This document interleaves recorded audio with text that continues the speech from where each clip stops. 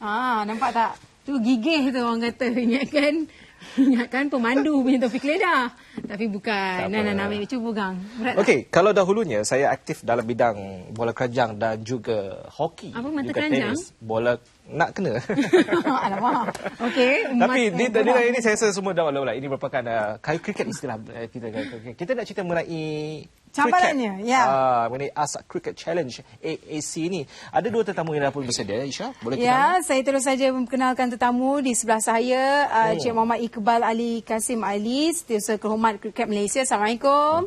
Dan ditemani Urussetia Kejohanan Abdul Ghaffar Osman. Assalamualaikum. Selamat Hari Raya. Selamat Hari Raya. Ini ada jenama tersendiri? Ada pelbagai jenama. Pelbagai jenama. Ini sejauh juga ni tengok Syam Saleh pegang. Sebelum kita pergi soalan yang ni, adakah kriket satu persukan yang mahal ataupun boleh dimain oleh semua orang? Tanya dia kan? Sama dia. Bagi saya, kriket ni bukan sukan yang mahal. Semua orang boleh main. In fact, sekarang ni banyak sekolah dah ada kriket. Kalau style macam alat sukan Melayu tradisional pun ada lebih kurang macam kriket juga. Okey, not like golf lah. Okey. Kita nak cerita mengenai ASAC ini. Saya rasa mungkin ramai yang perlu faham dan mengenali dengan lebih dekat lagi. Bagaimana agaknya ASAC itu, permulaan kepada ASAC itu? Okey, ASAC itu sebenarnya adalah alumni Sekolah Menengah Sains Kedah di Sungai Petani. Dan sekarang ni lebih dikenali dengan Sekolah Menengah Sains Sultan Muhammad Jiwa. Jadi ASAC ni masih alumni Sekolah Menengah Sains Kedah dan Sekolah Menengah Sains Sultan Muhammad Jiwa.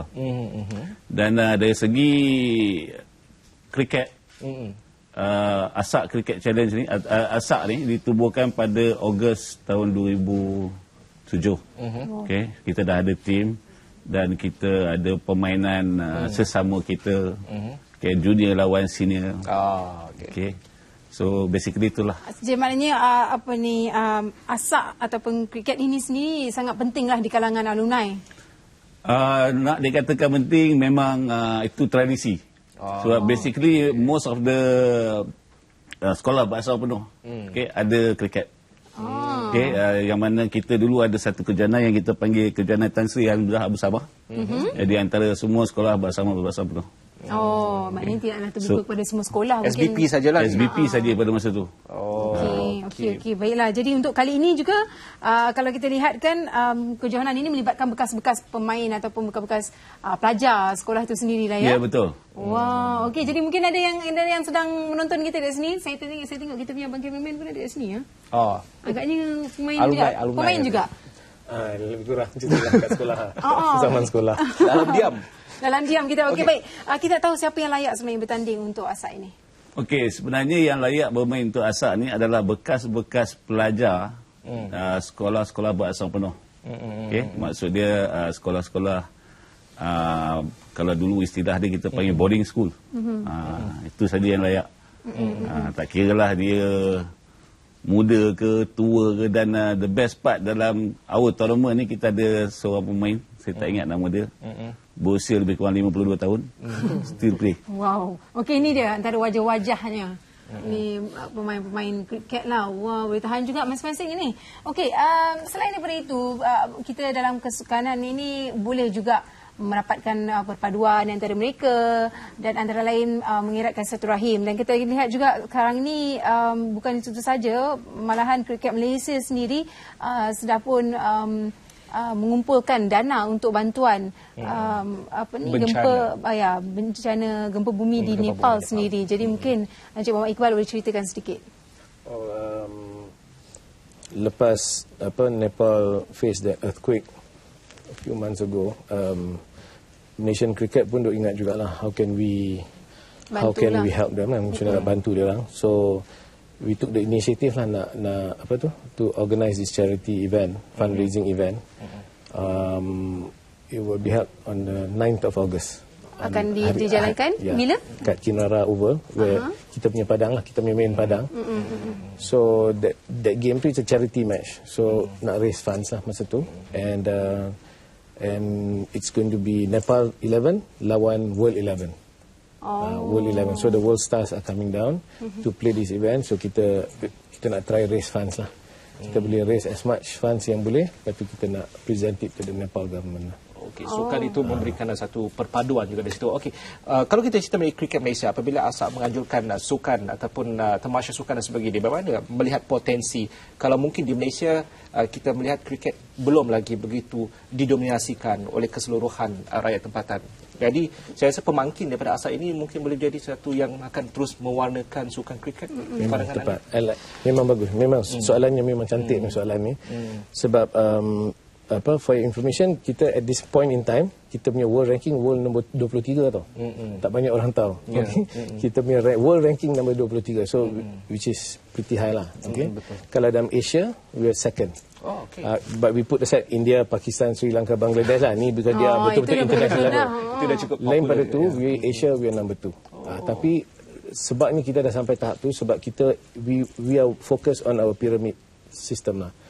In the sense that yang paling bottom tu is junior development, sekolah. Kan, lepas tu it is district level, club level, national level, international level. So as you go up, memang kita dipilih yang paling terror lah to represent Malaysia kan. But how do we arrive there is that kita kena make sure yang kita bawah-bawah yang junior development grassroots level ni memang kuat. So we find we are very thankful lah. Kita memang happy sangat ASAP took the initiative a few years ago to continue this tradition. Sebab banyak players lepas sekolah after form 5, dia orang dah tak tahu pun nak buat. Yalah. Tak, there no more tournaments kan. So ASAP took the initiative. Of course there are few things lah. More importantly, kalau lagi ramai orang main, if the national pool expands kan, kita lagi besar kan. Dia bagi mood lah, bagi mood kepada jadi the selection also becomes tighter lah.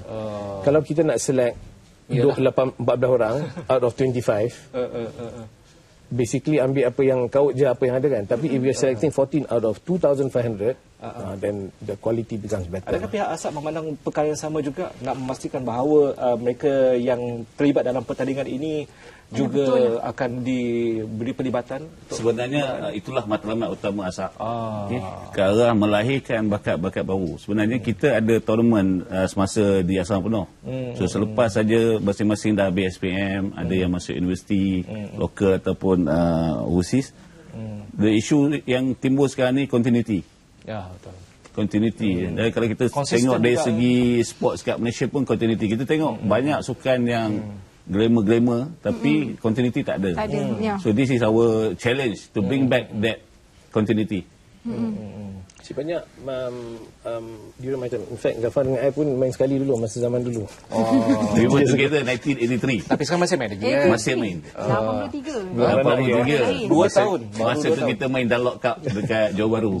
So maksud I, because banyak budak Melayu yang masuk SBP kan.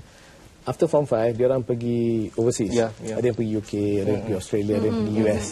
US is not a cricket playing country. Tapi kalau you pergi UK, Australia, chances are they will be exposed to greater level of cricket kan.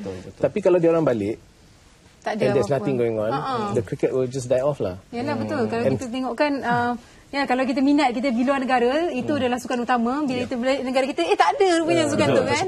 Sayanglah. Lagi pula tu in cricket, dia orang peaking age tu kan bukan in the early 20s tau, in the towards the 26 to 30. So bila balik masa tu tengah duk orang kata terror tapi kan. kriket dia sebenarnya dia punya aksesori dia style.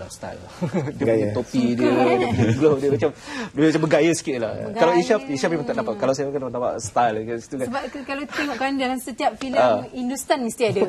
Dalam setiap filem US pun kalau tengok walaupun mereka tak main tapi US pun ada kan.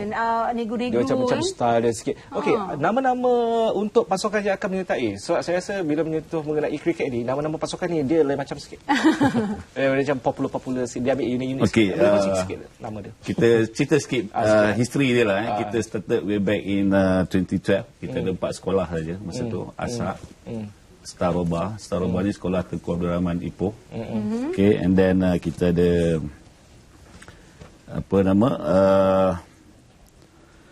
Kolej Melayu Kuala Kangsar pada masa tu. Okay, Makoba. And juga kita ada pada masa tu Sekolah Menengah Radio Tun Azlan Shah. Okay, and now setiap tahun kita buat daripada 4 tim naik ke 5 tim, naik ke 8 tim. Dan sekarang ni kita ada 15 pasukan. Okay, 15 pasukan antaranya alumni Sekolah Menengah Sains Selangor, ataupun lebih dikenali dengan SMS All Boys.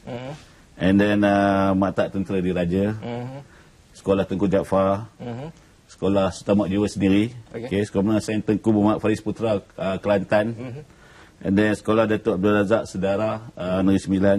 Tu dia ni, kalau nak sebut ni panjang ni. Yang panjang. So 15 tim yang merangkumi, kita ada di utara, di selatan, di timur dan di tengah. Saya ringkas, di mana untuk dapatkan maklumat lanjut untuk ini? Kita ada Facebook Asak Cricket. Asak ASSK Cricket Club. Ya. Okey. Baik, kita ucapkan selamat berjaya. Terima kasih kepada kedua-dua tetamu. Before that, boleh saya ambil kesempatan sikit. Saya nak mengucapkan berbanyak-banyak terima kasih kepada penaja utama kami. Bina Darul Rahman Berhad, terutama kepada Datuk Izzah Yusof yang telah banyak membantu pihak ASAK untuk menjayakan kejohanan ini. Itu penting. Okey, baik, terima kasih. Selamat berjaya. Ini untuk kita. Okey.